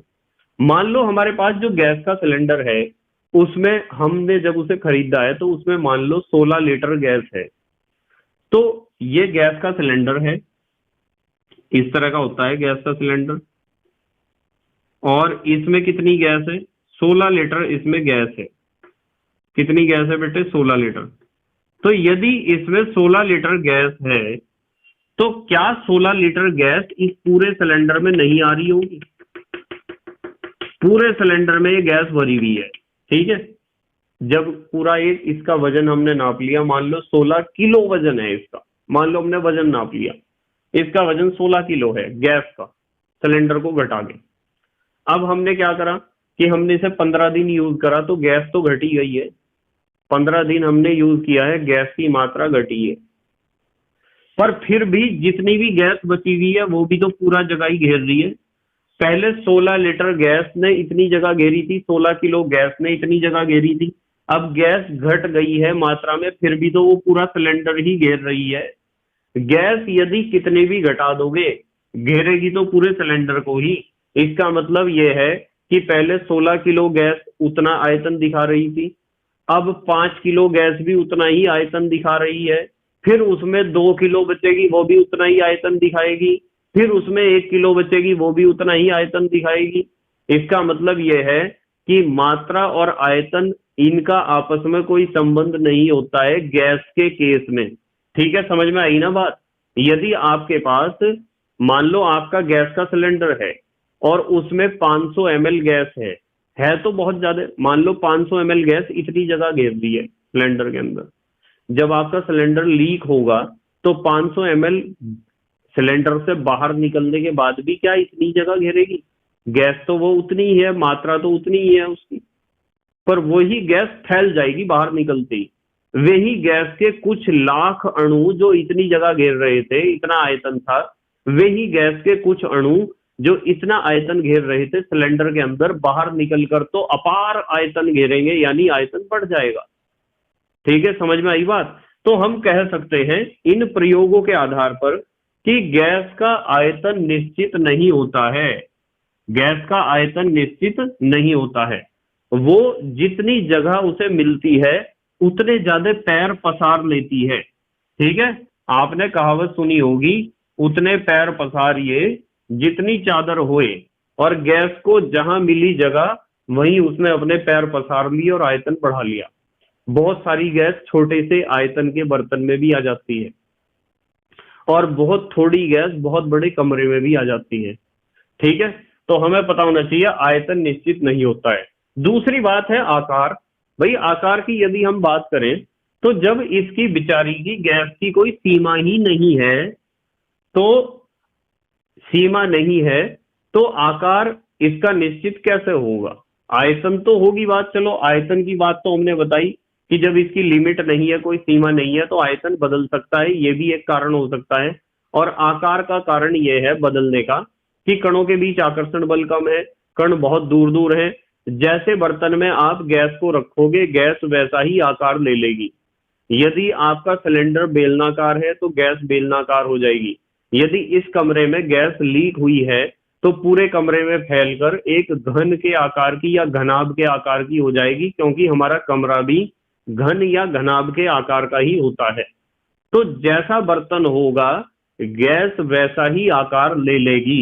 ठीक है बेटे, ये बात आपको ध्यान रखनी है। अब जैसे हम बात करते हैं, ये द्रव हमने बात करी थी, यहां एक बात लिखते हैं। चलो, द्रव के उदाहरण तो आप बता सकते हो बेटे, द्रव के उदाहरण यही लिख लेने चाहिए थे, पर यहां लिख लेंगे, कोई बात नहीं। द्रव के उदाहरण जैसे जल, जैसे तेल,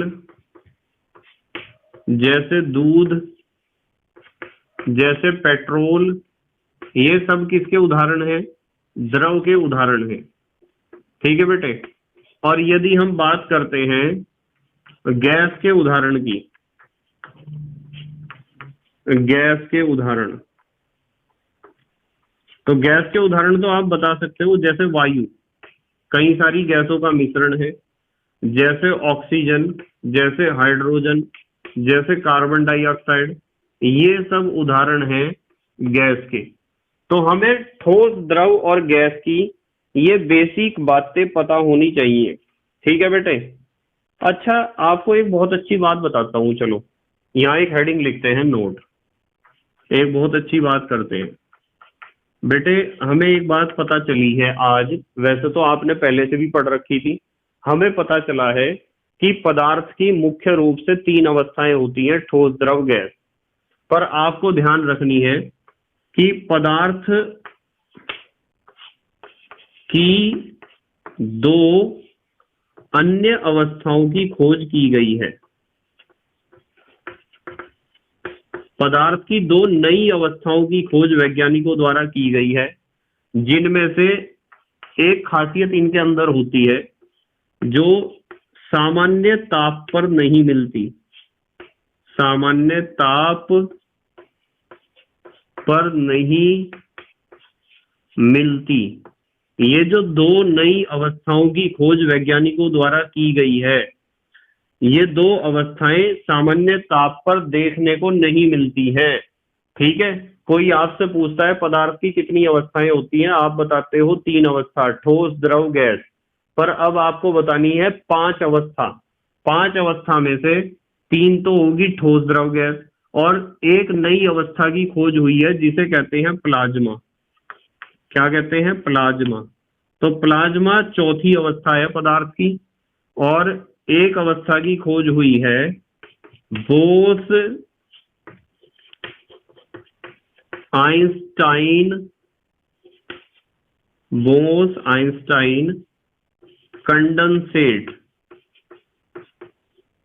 ये आपको ध्यान रखनी है कि पदार्थ की 2 नई अवस्थाओं की खोज हुई है, प्लाज्मा और बोस आइंस्टाइन कंडेंसेट। प्लाज्मा होती है बहुत अधिक ताप पर, जैसे सूरज का टेम्परेचर बहुत ज्यादा है तो वहां पदार्थ प्लाज्मा अवस्था में ही उपस्थित है। और बोस आइंस्टाइन कंडेंसेट होती है बहुत लो टेम्परेचर पर, बहुत कम ताप पर। तो जब ही लिखा है कि सामान्य ताप पर नहीं मिलती ये 2 अवस्थाएं, पदार्थ की 2 अन्य अवस्थाएं, इनकी खोज अभी वैज्ञानिकों द्वारा की गई है। ठीक है बेटे, चलो अब हम बात करेंगे कि आपने कभी कभी इस बारे में सोचा होगा कि पदार्थ की 3 अवस्थाएं हैं, ठोस, द्रव, गैस, उनमें से एक अवस्था है गैस। यदि हम गैस की बात करें और उसका कंपैरिजन करें वाष्प से, तो बच्चे कंफ्यूज होते हैं कि गैस का क्या मतलब होता है, वाष्प का क्या मतलब होता है। तो यहां हम एक छोटा सा पॉइंट डिस्कस करेंगे, गैस तथा वाष्प में अंतर। ये बात आपको पता होनी चाहिए, गैस तथा वाष्प में क्या अंतर होता है, कि गैस क्या होती है और वाष्प। कैसे हम अंतर करेंगे कि कौन सी चीज गैस है और कौन सी चीज वाष्प है? बहुत सिंपल है। मान लो आपके पास कोई भी पदार्थ है और सामान्य ताप पर वो गैसीय अवस्था में है, तो आपको समझ जाना चाहिए कि वो गैस है। जब कोई पदार्थ सामान्य अवस्था या सामान्य ताप पर गैसीय अवस्था में होता है तो वो गैस ही है। और जब कोई पदार्थ सामान्य ताप पर तो किसी अन्य अवस्था में होता है, परंतु उच्च ताप पर यानी गर्म करने पर गैसीय अवस्था में आ जाता है, तो वो पदार्थ गैस नहीं हो सकता है, वो तो बेटे वाष्प है। गैस तो वो है जो सामान्य ताप पर ही गैस है। ठीक है बेटे, तो हम लिख सकते हैं, इस लाइन को थोड़ा सीधा कर दूं मैं। क्या लिख सकते हैं बेटे? हम लिख सकते हैं कि मान लो आपके पास कोई पदार्थ है, यहां लिखते हैं, जब कोई पदार्थ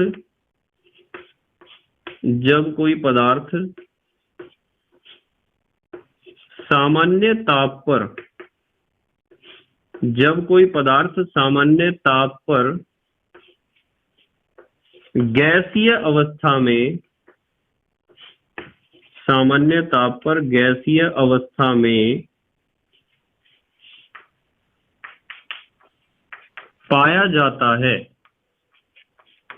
सामान्य ताप पर गैसीय अवस्था में पाया जाता है, तो वह गैस कहलाता है, तो वह गैस कहलाता है। गैस हम उसे कहेंगे जो सामान्य ताप पर गैसीय अवस्था में हो। परंतु यदि कोई पदार्थ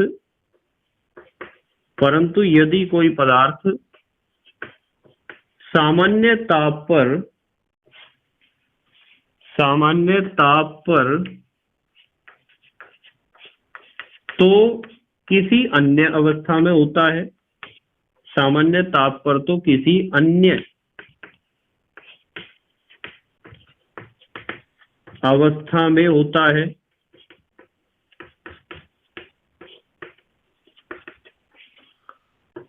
परंतु गर्म करने पर लिख दो या उच्च ताप पर लिख दो, गर्म करने पर गैसीय अवस्था में आ जाता है।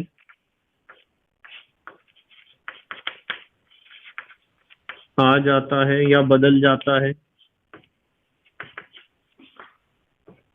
तो वह पदार्थ क्या कहलाता है? वह पदार्थ वाष्प कहलाता है। तो उस पदार्थ को हम कहेंगे वाष्प। तो आपको देखना है कि सामान्य ताप पर क्या कोई पदार्थ गैसीय अवस्था में है। यदि सामान्य ताप पर वो गैसीय अवस्था में है तभी आप उसे गैस कहोगे। और यदि कोई पदार्थ सामान्य ताप पर तो किसी दूसरी अवस्था में है और गर्म करने पर वो आ गया है गैसीय अवस्था में, तो वो बेटे गैस नहीं है, वो वाष्प है, वाष्प। ठीक है, जल्दी से स्क्रीनशॉट लो, फिर अगली बात करेंगे बेटे। ले लिया स्क्रीनशॉट? ठीक है बेटे। चलो बेटे, एक बहुत अच्छी चीज सीखते हैं। चलो अब हम सीखते हैं पदार्थ की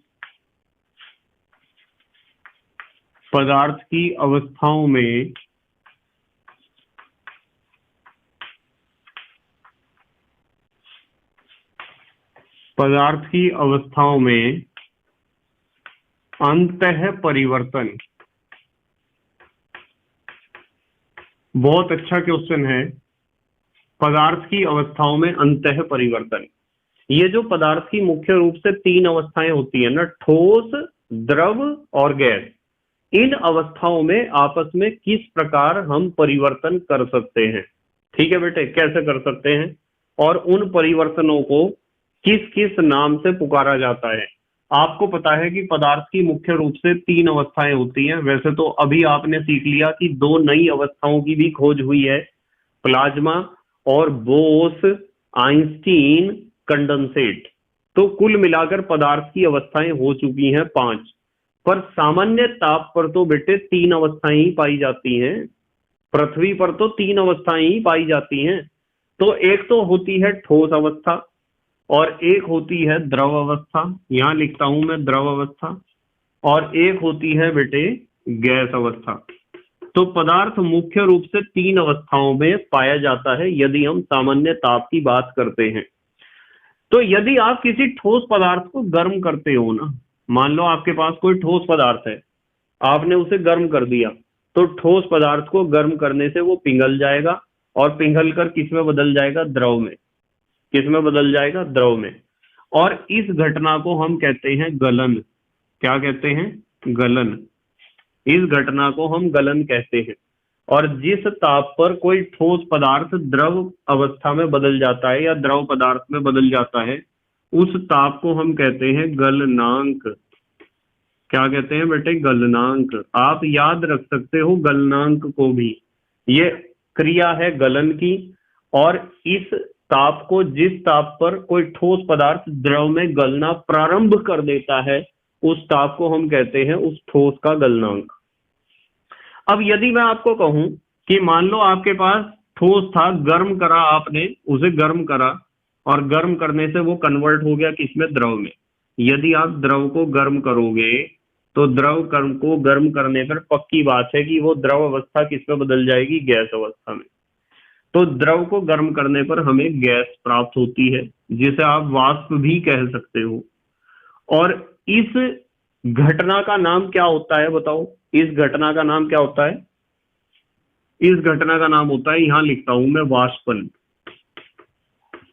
इस घटना का नाम होता है वाष्पन, या आप वाष्पीकरण भी कह सकते हो।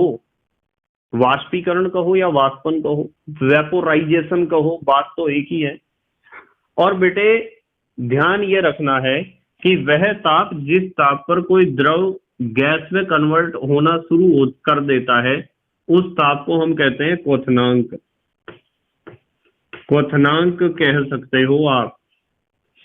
ठीक है, वैसे वाष्पनांक कह दोगे तो भी ठीक ही माना जाएगा, पर बिल्कुल सही क्या है, क्वथनांक है। ठीक है।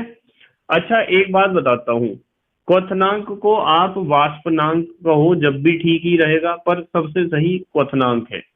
मान लो मैं आपको कह दूं कि मेरे पास कोई गैस है और गैस को हम कर रहे हैं ठंडा।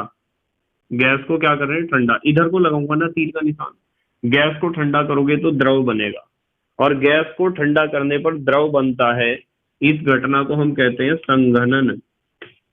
क्या कहते हैं, संघनन कहते हैं, संघनन या कंडेंसेशन। और द्रव को ठंडा करोगे तो क्या बन जाता है, ठोस। द्रव को ठंडा करने पर हमें प्राप्त होता है ठोस अवस्था, और इस घटना को हम कहते हैं हिमायन। हिमायन। क्या कहते हैं बेटे, हिमायन। ठीक है। और एक चीज और ध्यान रखनी है कि जिस ताप पर द्रव को ठंडा करके ठोस में बदला जा सकता है, उस ताप को हम कहते हैं हिमांक। क्या कहते हैं, हिमांक या फ्रीजिंग पॉइंट। तो हमें मेल्टिंग पॉइंट, बॉइलिंग पॉइंट और फ्रीजिंग पॉइंट का भी थोड़ा सा अंदाजा होना चाहिए। पर आपने कभी कभी ऐसा भी देखा होगा, जैसे एक पदार्थ है कपूर या आयोडीन। कपूर या आयोडीन की खासियत यह है कि वे ठोस अवस्था में पाई जाती हैं, और ठोस अवस्था से गर्म करने पर सीधा गैस में कन्वर्ट हो जाते हैं, सीधा गैस में। मतलब कहने की बात यह है कि ठोस को आपने गर्म करा, ठोस को तो द्रव में बदलना चाहिए था, और द्रव को गर्म करने पर गैस में बदलना चाहिए था।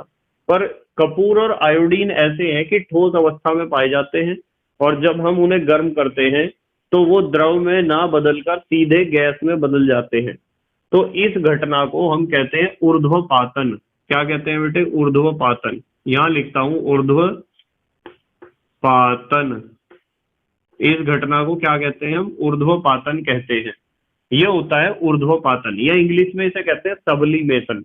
अच्छा, यदि इसका अपोजिट हो जाए कि मान लो गैस है, गैस को ठंडा करा आपने और सीधा किस में बदल गया? ठोस में। वैसे गैस को ठंडा करने पर द्रव बनना चाहिए था, द्रव को ठंडा करने पर ठोस बनना चाहिए था, पर यदि गैस को ठंडा करने पर वो सीधा ही ठोस में कन्वर्ट हो जाता है, तो इस घटना को हम कहते हैं प्रति ऊर्ध्वपातन।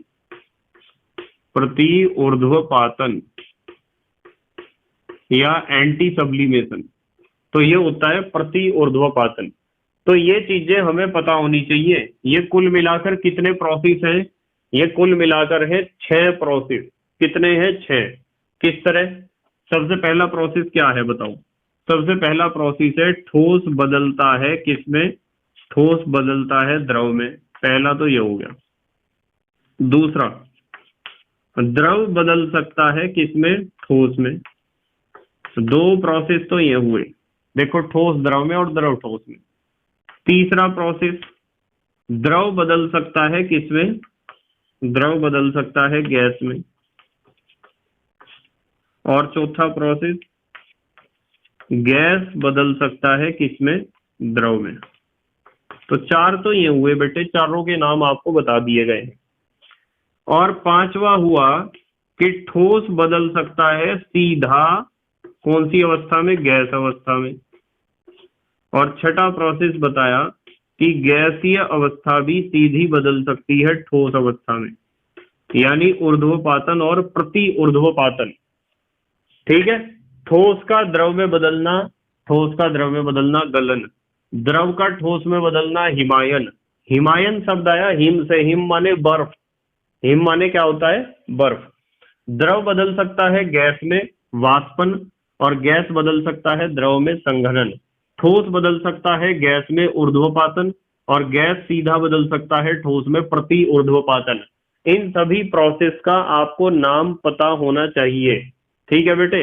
अब हमारे देश के प्यारे प्यारे बच्चे जल्दी से स्क्रीनशॉट लेंगे प्यारे प्यारे नोट्स बनाने के लिए और एग्जाम में प्यारे प्यारे अंक प्राप्त करने के लिए। ठीक है बेटे, ले लिया स्क्रीनशॉट? ठीक है।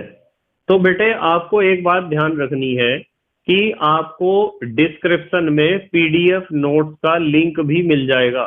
वैसे सबसे अच्छा रहता है कि आप अपने आप लिख कर, स्क्रीनशॉट लेकर या पोज करके लिखो और अपने आप अपने हाथ से लिखे गए नोट्स बनाओ, वो सबसे अच्छे रहते हैं। पर यदि कुछ बच्चे आलसी हैं तो उन्हें डिस्क्रिप्शन में पीडीएफ नोट्स का लिंक भी मिल जाएगा, वहां से आप किसी भी यूनिट का कोई भी वीडियो उठा सकते हो और उसे प्रिंट आउट उसका निकाल सकते हो। ठीक है बेटे। बस उम्मीद है कि आज का टॉपिक आपके समझ में आया होगा कि हमने आज क्या डिस्कस किया है। रासायनिक विज्ञान का क्या मतलब होता है, पदार्थ का क्या मतलब होता है, पदार्थ का वर्गीकरण हम किस आधार पर कर सकते हैं, और भौतिक वर्गीकरण के आधार पर पदार्थ की कितनी अवस्थाएं हैं, 2 नई अवस्थाओं की खोज भी हुई है, और इन 3 अवस्थाओं ठोस, द्रव और गैस में किस तरीके से हम अंतः परिवर्तन करते हैं। और इसके अलावा हमने सीखा था गैस और वाष्प में क्या अंतर होता है। ठीक है बेटे। और आपको बस मेहनत और ईमानदारी से पढ़ाई करनी है और सब्जेक्ट को समझना है। ठीक है बेटे। तो thank you very much for watching this video.